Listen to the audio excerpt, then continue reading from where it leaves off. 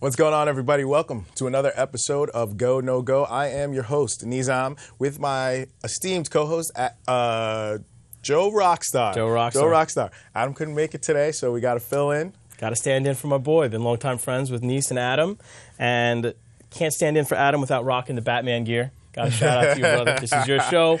I got to keep it close to home. Oh, so. There it is. Adam's gonna love that. You're gonna love that, Adam. I know you will. Hey, Joe's also got a show. Talk about your show. What's your show called? That's right. I have a show called Broken Filter Live. It's a show that we do on Tuesday nights live at 8 p.m. on zenlive.tv. You can watch it right on the internet, and you can see us, video and audio, and hear us. But we also send it over to iTunes and Stitcher, and you can hear the audio if you're in your car driving to work or on the subway going to see the Pope. Or Pope here this weekend. Anything like that. So for the podcast, what do you look up? Broken Filter Live. Honestly, everything you need to find the show is at brokenfilter.net. It's there. It has a hyperlink to iTunes, hyperlink to Stitcher. It'll send you everywhere you gotta go. So brokenfilter.net is where you check us out. Adult themed. It is a grown-up show. We talk about grown-up things. We use grown-up language. You guys say swear words? We use Broken Filter. Here. It's uncensored. No swear words here on Go No Go. I know how to turn it off. I have children at home. I know how to turn the switch. But yeah, if you're looking for fun, lots of jokes, talking about current events or entertainment, music, anything you could think of, we get into. And, all right, cool. Hey, we love the social media. You can also check us out. We have a Facebook page now, Go No Go Show. Just search it. You'll find us. You'll see me and Adam up there being crazy. So you can see the written reviews. We post our episodes. We post cool articles and trailers and different videos on Facebook. We're also on Instagram. It is at, Adam always does this, at Go No Go Movies movie reviews. It's right there. Our Twitter is at Go No Go Show. We also have a YouTube channel, Go No Go Show, and you can check us out on Cablevision 45 and Verizon 45, Cablevision 76 on Thursday nights 7 p.m., Friday nights 10 p.m., and then you can catch some reruns on Saturday at 2 p.m., or you can check us out on your laptop or desktop, wpcommunitymedia.org. So hopefully you caught all of that social media stuff. You can check out us, you can check out Joe, and we have a great show for you today. We have Pawn Sacrifice, we have Everest, and we also have Sicario. So without further ado, let's jump into that first one, Pawn Sacrifice.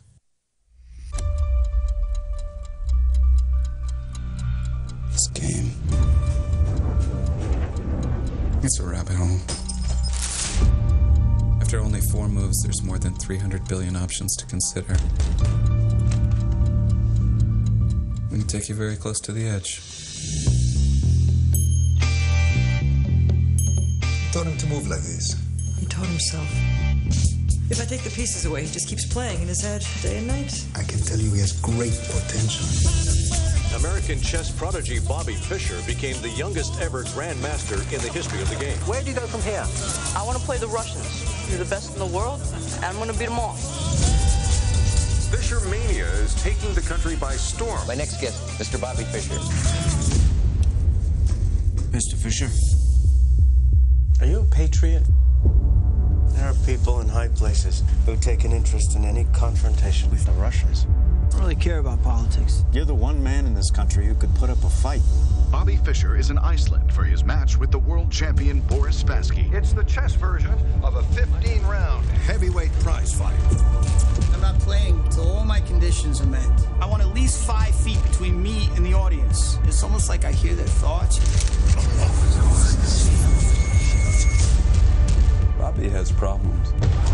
Bobby is displaying signs of paranoia and delusional psychosis. Hey! I'm coming for you! I'm coming for you! We're at war. It's a war of perception. Bobby! The poor kid from Brooklyn against the whole Soviet Empire. You don't look well, Robert James. They're all out to screw me. The Russians and the Jews. We are Jewish. Bobby is Jewish. What do you people say to him when he comes out with this trash? People think there are all these options, but In the end, there's no place to go. You might crack. Bobby won't crack. He will explode.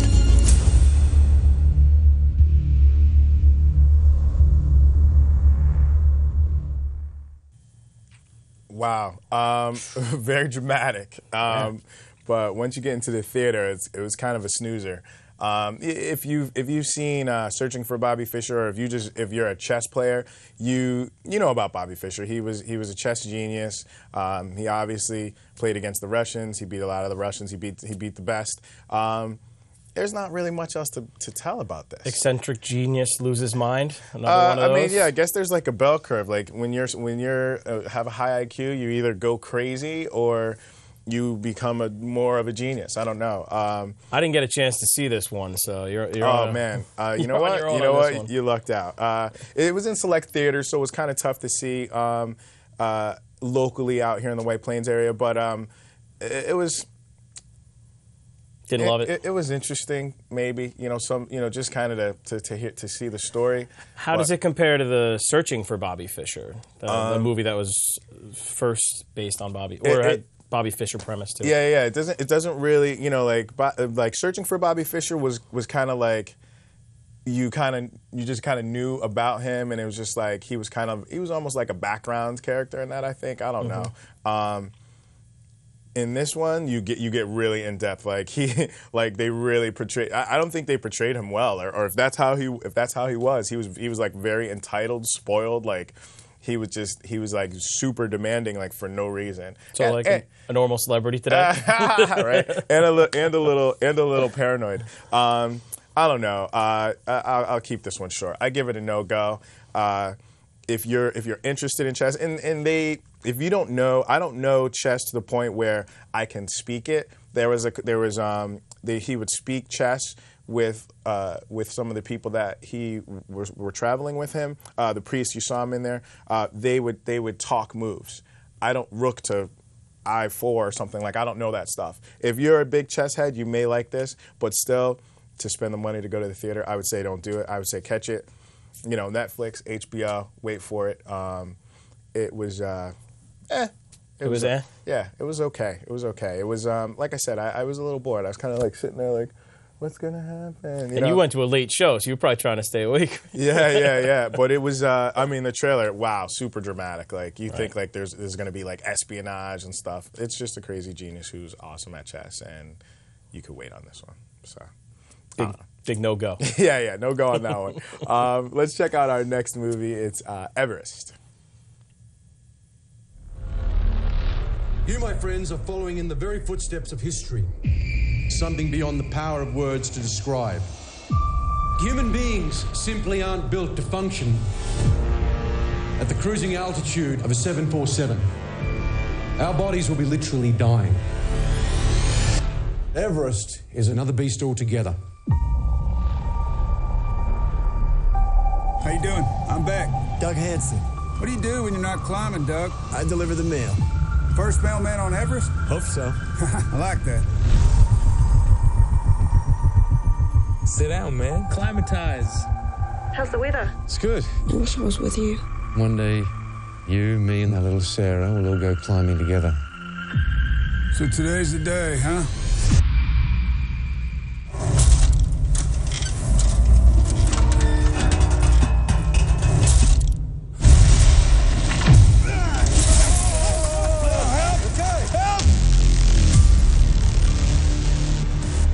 Hurts.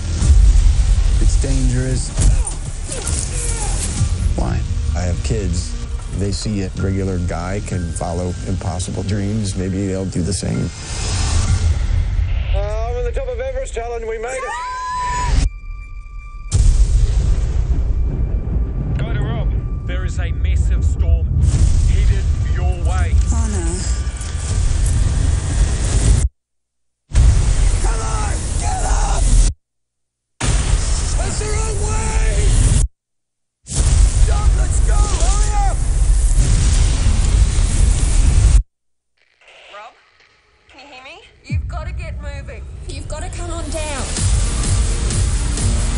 There's no oxygen. You go.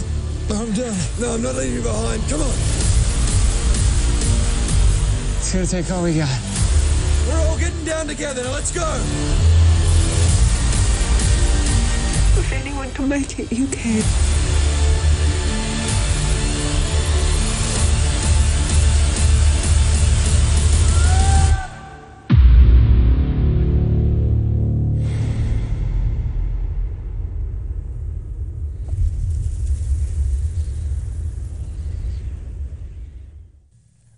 Another dramatic trailer. What'd you think? Great trailer. Everest, based on a true story.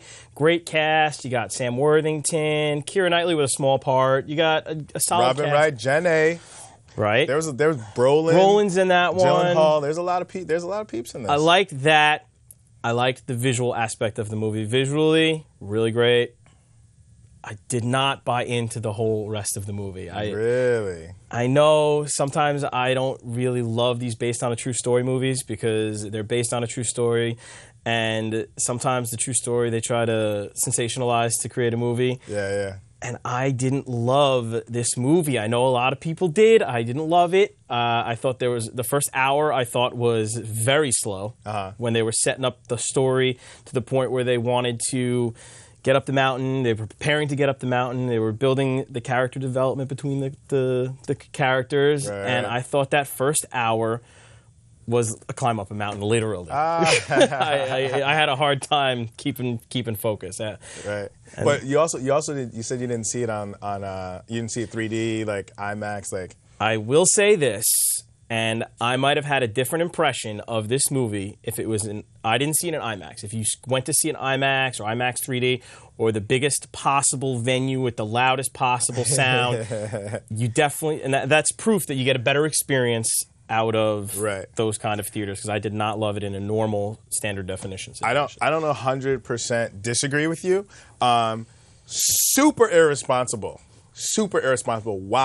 Why is what I'm saying. But that's my point too. But I saw it on the biggest screen possible. I saw it in 3D, and you know how sometimes when you take a picture of some type of landscape, whether it's fall in the trees or like a sunset or something, or if you take a picture of a mountain, right, and then you post it, you're like, it doesn't do this justice. Mm-hmm. So in IMAX 3D, it was doing some justice for me. So I was like, this is incredible. I can't imagine what that experience would be like on that mountain. When I climb up to the top, your dude was like, you are literally dying. I'd have been like, let me get the check, please.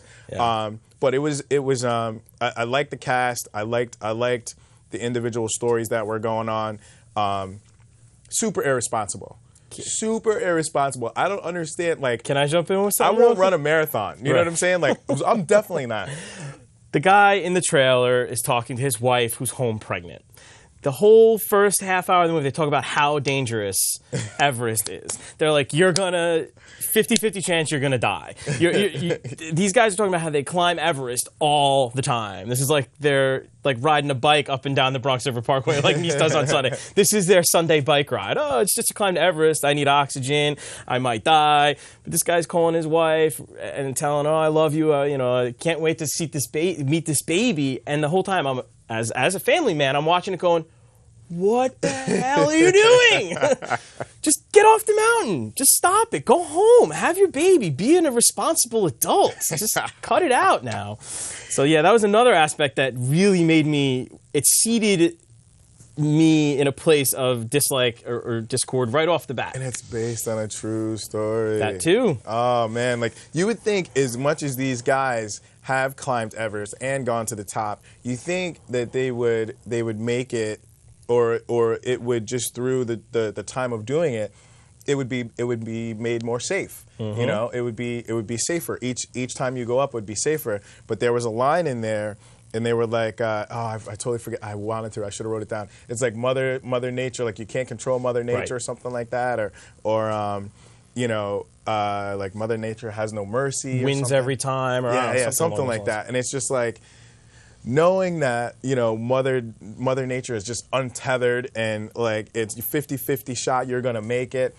and people have like they just leave people on the mountain dead because they can't bring them down. There's actually, I've heard that people that climb Everest have to climb past frozen bodies on the trails. They did in the movie. And they did that in the movie, and just all of that combined makes me say what you said, why? Why? So that you can tell a story about how you climbed a mountain, take a picture at the top. They got Photoshop now, folks. Superimpose yourself on there, and let's call it a day. I've never done it. I've been on the top of ski mountains, and it's beautiful, and it's great, and I can ski down, and I've gone down double diamonds by accident. But to go any further up where it's starting to risk my life and health, I just don't think I would do it. If you're a climber, maybe you want to go see this on the biggest screen possible, but I'm going to give it a no-go.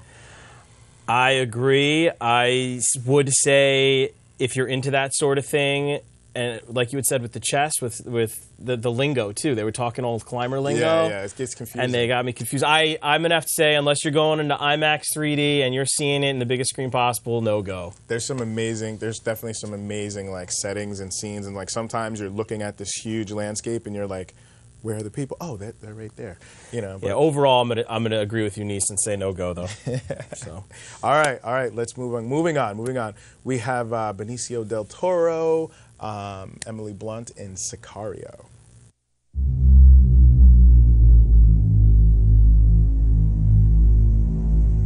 State Department is pulling an agent that specializes in responding to escalated cartel activity. This is not my department.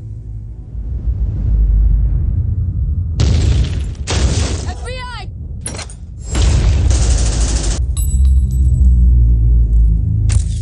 You want to be a part of this? Do we get an opportunity of the men responsible for today? The men who are really responsible for today. Ever been to Juarez before? We're going to El Paso, right? You're not American. Who do you work for now? Well, I go where I'm sent.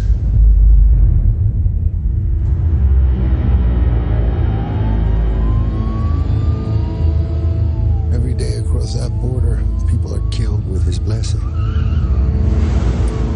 To find them would be like discovering a vaccine.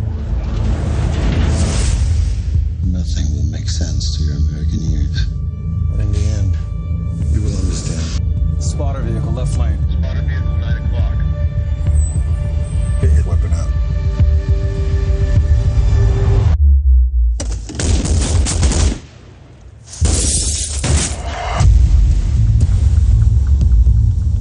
I'm not a soldier. This is not what I do. Juarez is what happens when they dig in. This is it. Gotta be careful around these people. CIA is not supposed to work this side of the fence. Just want to know what I'm getting into. You will not survive here. You use me as bait. Freeze!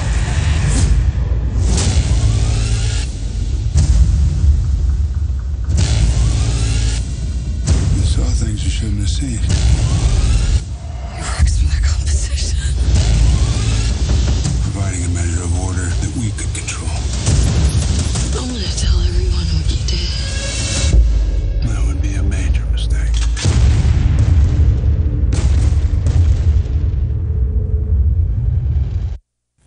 All right, Sicario, a movie about Mexican drug cartels on the border, the FBI, the CIA, the violence that ensues, everything that's going on the border, and all the things that you don't know about going on. Yeah, I was going to say, kind of relevant. Violent, action-packed. The director did an amazing job. The screenwriter was, which Nice just told me was a new screenwriter. I did not know that. Rookie screenwriter, yeah. Cast, Josh Brolin again. Yeah, Brolin does Emily some good Blunt, stuff. Benicio del Toro.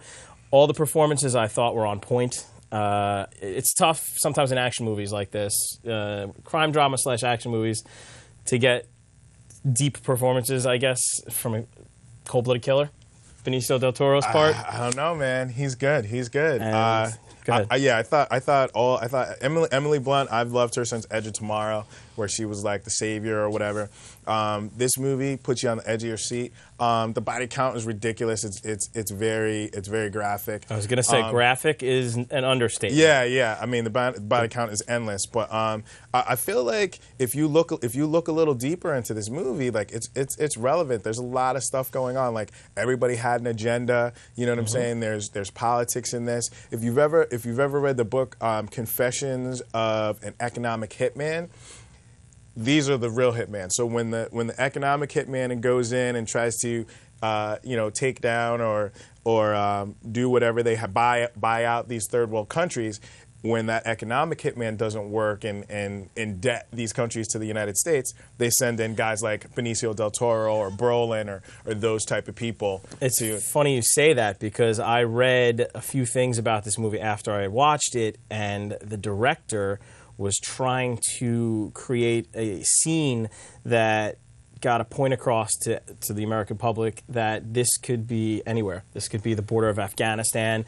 This is American politics on the border of Syria or any of the places, Iraq, wherever we impose ourselves and claim criminal activity. He's trying to tell everybody that there's an underlying financial gain for our government and our businessmen and whatnot. Please don't lose this. If you see this movie, like, watch it once, watch it twice, watch it 3 times, because, if you look a little deeper, there's a message in there. And there's just some rogue agents out there. I didn't put my phone on silent right now. It's blowing up. But this movie, I thought it was very well acted. I thought it was well written. Villeneuve, great director. And so I guess you know where I'm going with this. I have one thing that I would like to say that I don't know if you'd appreciate this or not, but Josh Brolin reminds me of a dramatic Vince Vaughn in comedy. Like, he seems to play the same guy in every movie that he's in. He seems to be... What's the guy, though? Like that hard-nosed ball buster kind of guy. I don't know. And Everest, he was kind of like, I think he plays like the Texan, the country boy. Like, I think he plays that. I think whatever he plays good. Don't get me wrong. I didn't dislike it. I mean, he's great. I thought he should have played Batman at one point, you know? Really? But, yeah, I like Brolin a lot. Wow, I can't believe you did that. You guys can talk later. I like Brolin a lot. Josh Brolin is Batman? Yeah, I could see that, man. Come on, man. I don't even know. But Benicio del Toro, I think, stole the show. I like his performance. I think he always does, man. He just finds that place, man. He's like a Johnny Depp, man. He just transforms into like whatever you put words on a screen and he becomes, or words on a paper and he just becomes that person, man. He's awesome. And Emily Blunt definitely she's been in talks with maybe doing Ms. Marvel, and this really? I didn't Marvel. know that. Yeah, in Phase 3 or Phase 4. Yeah, I could see that. I now am sold. She has that edge, man. She can pull it off. She's like the Sarah Connor 2.0, you know? Like she's right. I don't know who after Sarah Connor from Terminator, who's the next like bad chick like kick-ass chick, you know, like Mila Jovovich in Resident Evil. Okay, Mila, I like Mila, but Mila kind of faded though. You know what I'm saying? Like they went with Sarah Connor Chronicles, you know, and they kind of recreated her in Genesis, which I thought was really good. But Emily Blunt, I think we're going to see her in some stuff. That's great. She definitely, between you said before, Edge of Tomorrow and this movie, has now established herself as action capable. Mm-hmm. And I hope that they don't necessarily typecast her, but continue to use her and her abilities in these kind of movies. Right, because there's a lot of movies where you throw females in, and just to throw this factoid out there, is they didn't want that role to be a female. They wanted that to be rewritten for a male part. Wow. They gave the director Villeneuve, shout out to him though, he did a great job for not changing it. They wanted him to change the role, him and the screenwriter to get together and change the role to a male because they thought the movie wouldn't be as gritty or wouldn't be as relatable with a female role, and I disagree. It worked. I thought it worked very well. I thought it worked really well too. I give it a go. Go check it out. Check it out on the biggest screen possible. It's in limited theaters right now, so hopefully it'll be in bigger, more theaters. You can definitely catch it in New York City, and just hopefully it catches on, and you can see it here locally. I say give it a go as well. Definitely agree with Nice. Big screen, loud, surround sound, theater, IMAX if possible. I don't know if it's in IMAX, but biggest screen, definitely a go. Go twice. Yeah, definitely. All right, well, let's get out of here. We got a few more minutes. Talk about your show. Give me your social media stuff again. Okay. BrokenFilter.net is the website. The show's called Broken Filter Live. You hit us up on Twitter at BrokenFilter1. BrokenFilter.net can get you to iTunes, to Stitcher, to everywhere. So it's on Tuesday night, 8 o'clock on ZenLive.tv. There's a Dolls Entertainment Network. We're a fun time. Sometimes I have Nice stop by. Hey, I get to say cuss words. He gets to say Swear cuss words. It's a good time. Shout out to Jonesy, my co-host on there. Yes. He's a fun part of the show. And that's about it, man. That's cool. Joe Rockstar, BrokenFilter.net. .net. Broken Filter Live on Tuesday nights, 8 p.m. And you can check us out on Verizon 45, Cablevision 76, Thursday night, 7 p.m., Friday night, 10 p.m. I was at the wrong camera. Saturday at 2 p.m. You can catch the reruns in the afternoon. You can also check us out on our YouTube channel. It's GoNoGo. Go to YouTube and just search GoNoGo. There it is right there. We have our Instagram, which is GoNoGo Movie Reviews, so you can check out our written reviews of the movies. We have our Twitter, which is at GoNoGo Show, and also our Facebook. We have a Facebook now.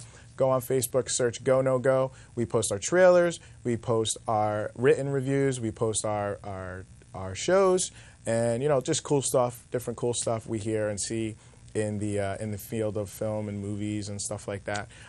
Thank you so much. Thank you for coming out, man. Thanks to Adam for letting me step in for him. Oh, I mean, no doubt. This is a prestigious spot on the stage, and I'm really glad I could step in, and hopefully I held my own. I mean, I think you did. I consider Adam the movie guru. He is. He's the man. So, I appreciate that you knew about the directors and that was pretty good stuff. I'm usually the color man. I'm like, the movie was good, and Adam's like, I love the direction, I love the special effects. Oh, this person, and I'm just like, yes, yeah, I agree. Well, I've watched the show before, so I had to do my research, and I tried to make Adam proud. Yeah, no doubt. All right. Well, thanks for coming out, man. Excellent. We will see you guys next week, and check us out on Facebook. Go to a Facebook, like it. Bye-bye.